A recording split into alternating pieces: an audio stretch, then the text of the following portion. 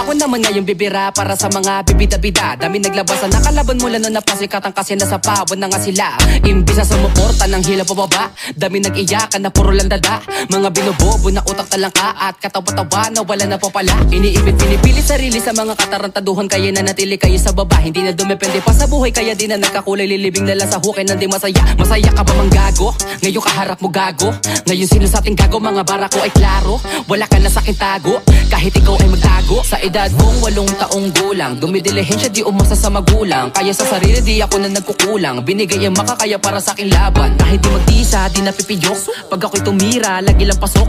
Lana sa akin bisa kahit walang manood. Ang mahalaga ang lakad ko ay lagi paturok. Pataas ang pataas at palalin ang palalin ng mga bara. Kahit di mo nalagyan na pumagat, sapagkat hindi na kita kailangan. Kaya ko na ang sarili kasi pangalan ko na may tumatakla na rin ako pakikusin naman ng mga gat. Sa akin kahit masaklap, di ka makakalasap. Kung usapang bida lang, hindi ka malulugi.